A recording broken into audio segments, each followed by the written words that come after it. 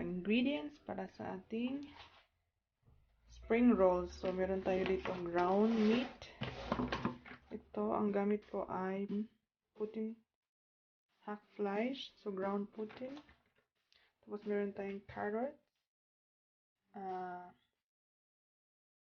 mushrooms, cabbage, onions, garlic, green and red bell pepper. So, yung green galing sa garden natin yan. Tapos, meron tayong spring onions at saka parsley. So, gusto ko kasi yung may spring onions at parsley. Ang bangoy. Ang sarap. Tapos, salt, black pepper, white pepper, and garlic powder. Tapos, oil. Yun lang. So, start na tayo. Kailangan din pala natin, guys, ng spring roll wrapper. So, hindi magiging spring roll kung wala tayo nito. So, ito. Kailangan pa rin natin ito. So, start na tayong first, igisa natin na yung meat at saka yung ating mga spices. So, oil. Add a little oil. So, pan is already hot. Adding garlic.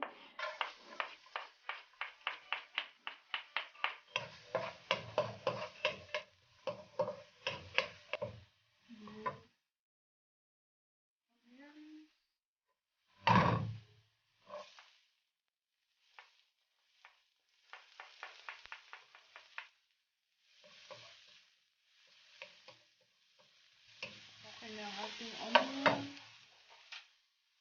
Add the meat. Mas mamaya. Tapos yung iba naman ilan po tayo sa amin.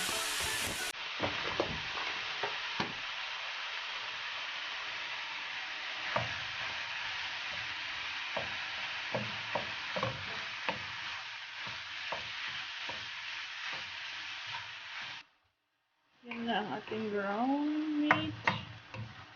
Kailangan natin siyang i-ano para hindi magbuo-buo.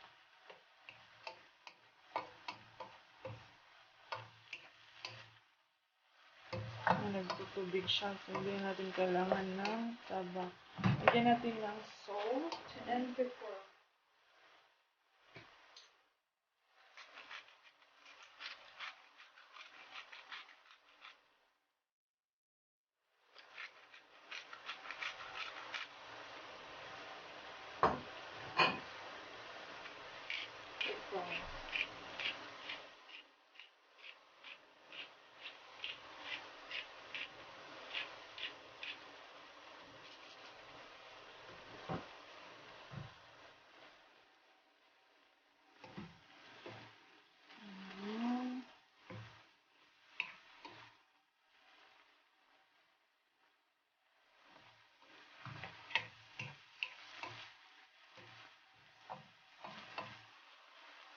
Gulay na.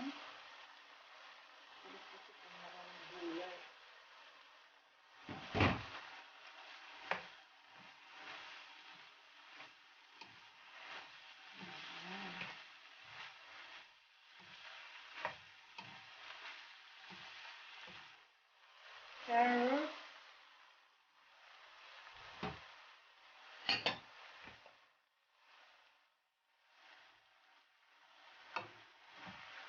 Makulay.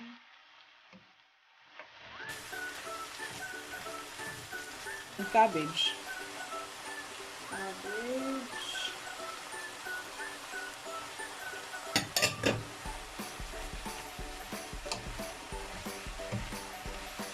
Add na rin natin guys ang ating green and red bell pepper.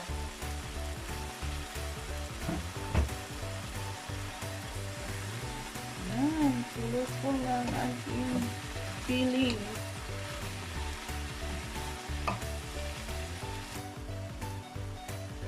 Ayan, ang ganda na ng kulay guys ng ating fillings for spring roll. So, yeah, mag-add tayo ng garlic powder. So, ito yung talaga yung mga ano ko guys. Paborito kong gamitin. garlic powder, bell pepper, brown pepper, white, and then we also add white pepper.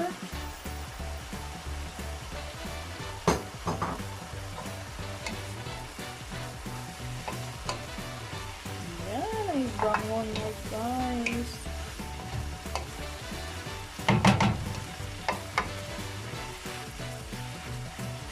So, hindi naman kailangan siyang lutong-luto. Tikman natin kung okay na yung alat niya.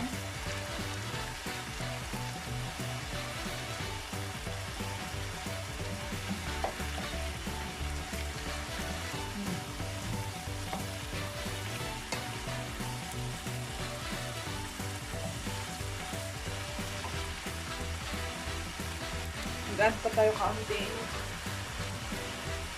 salt.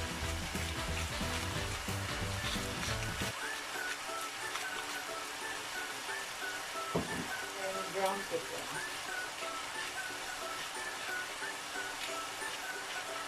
So, kayo naman mag-adjust guys according sa taste niyo.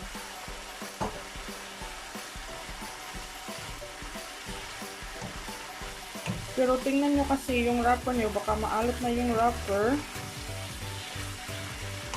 Tapos masyado nang maalat ang lumpia. Yung wrapper naman, hindi naman masyadong maalat yung wrapper na tinda dito. So, lagi ko na kasi siyang ginagamit. So, alam ko na. Tapos add na natin ang ating green leafy. Yan. Lalo pa itong babango.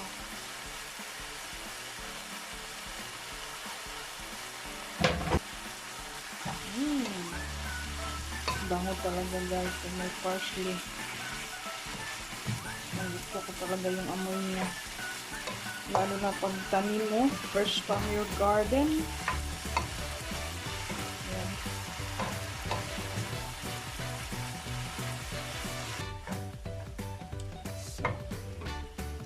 So, ayan.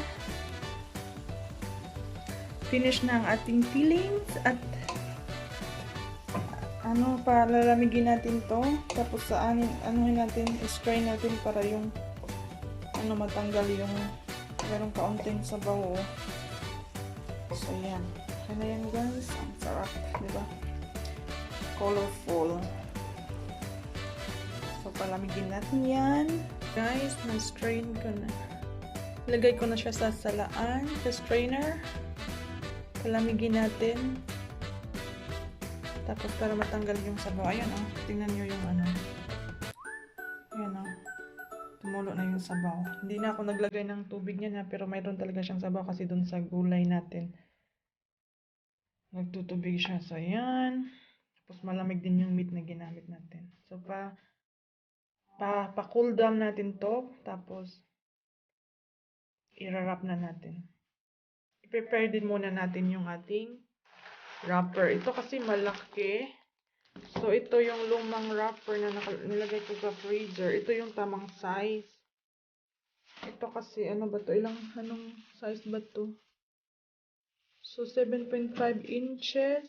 So, 190 times 190.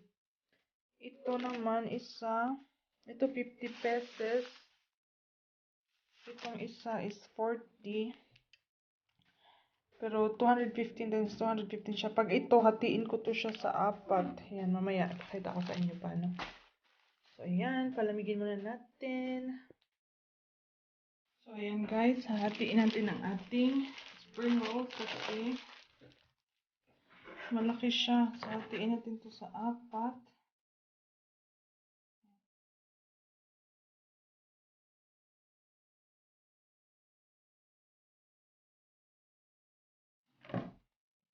So, ito muna gamitin natin. Ito, lagay muna natin to sa ref.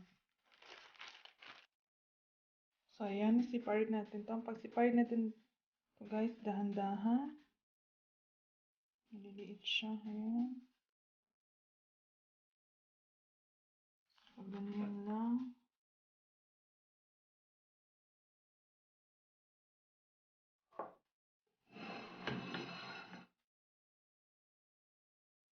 dudublehin na lang natin ito.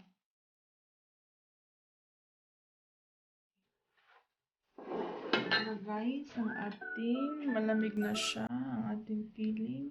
Ayan, malamig na. So, mag-wrap na tayo.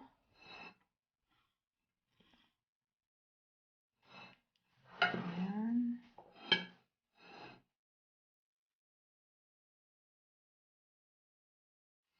Okay.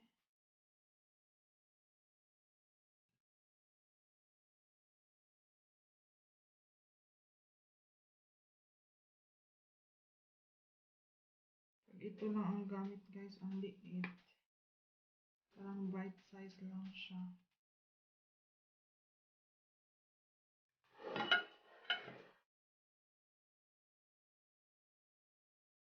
Ayan.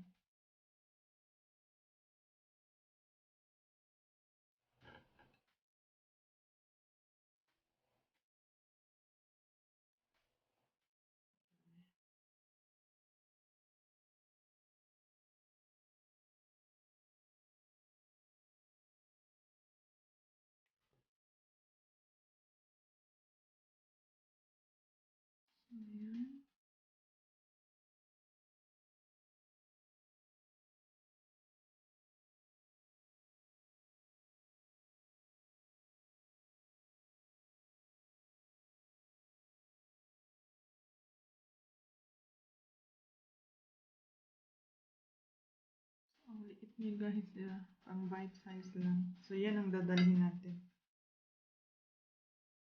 Siguro doblehin natin. Tingnan natin guys.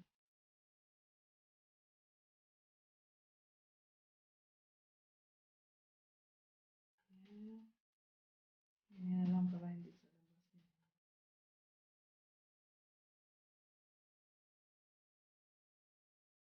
Tingnan natin.